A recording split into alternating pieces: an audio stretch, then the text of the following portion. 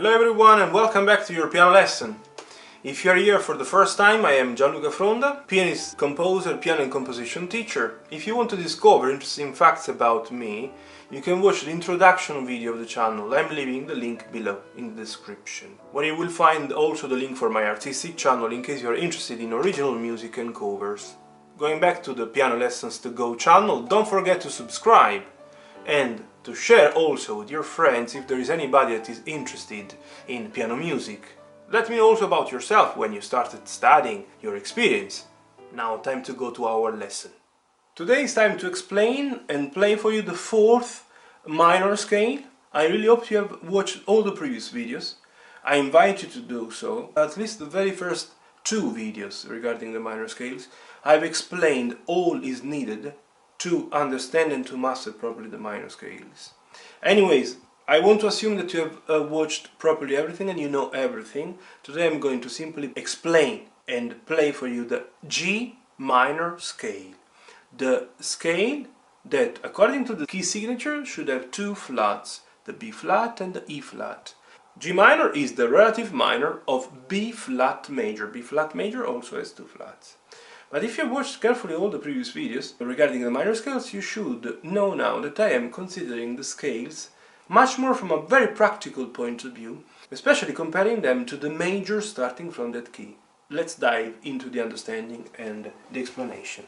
So, G minor, natural, obviously, because when we mention the flats that are according to the key signature, we are referring to the minor natural scale. So the G minor natural would be exactly this one.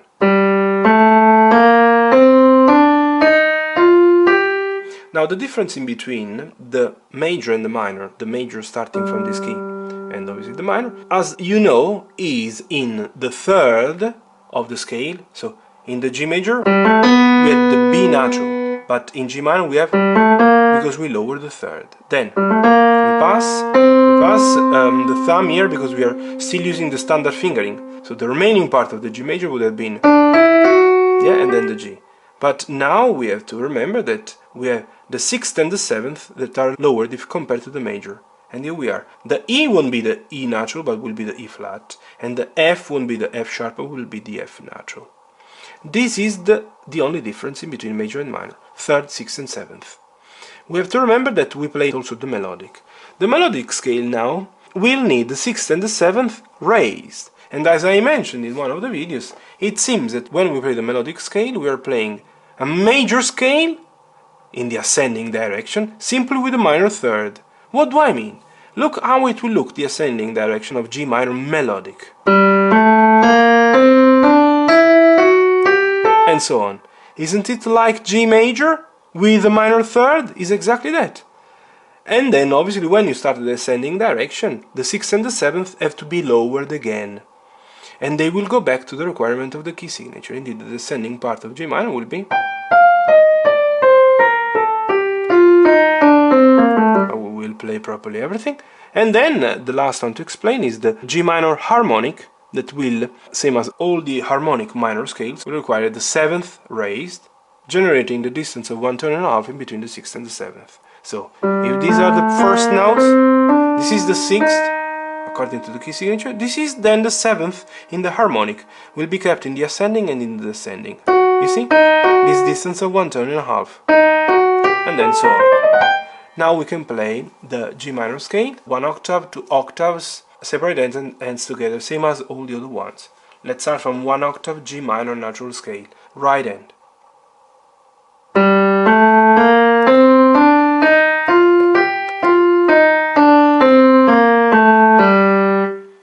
One octave right hand G minor melodic scale.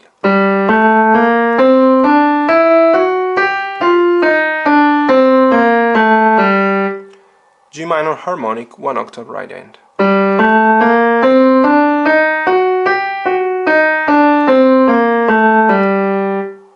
Left hand G minor natural 1 octave.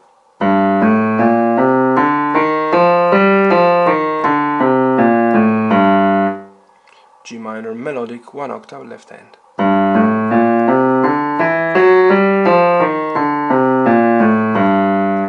G minor harmonic 1 octave left hand.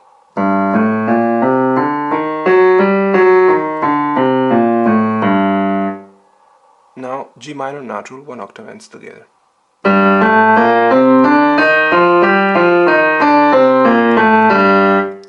G minor melodic 1 octave hands together.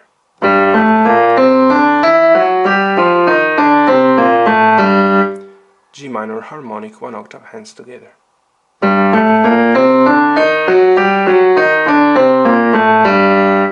Now G minor natural 2 octaves right hand.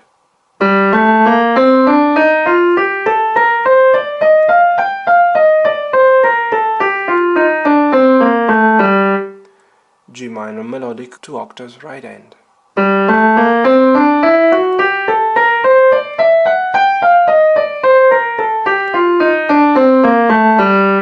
G minor harmonic 2 octaves right hand.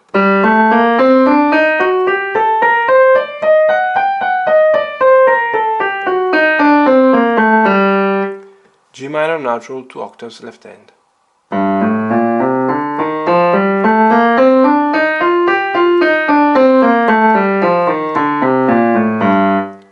G minor melodic 2 octaves left hand.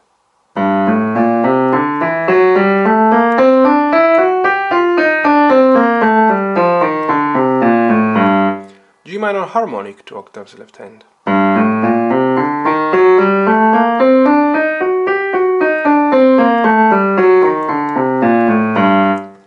G minor natural 2 octaves hands together.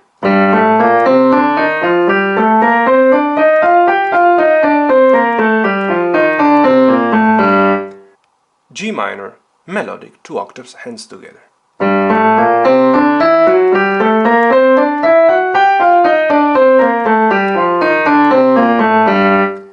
G minor harmonic 2 octaves hands together.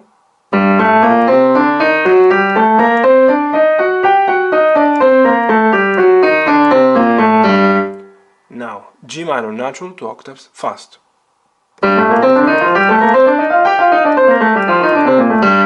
G minor melodic 2 octaves fast. G minor harmonic 2 octaves fast.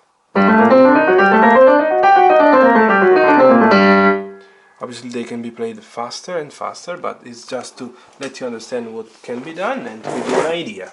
Obviously then would be too complicated for you to follow if I play faster than this.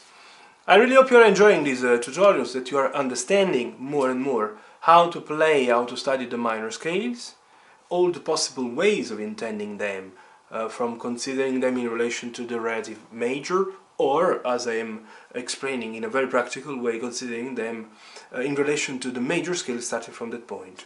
If you have any questions, feel free to comment, let me know how things are going.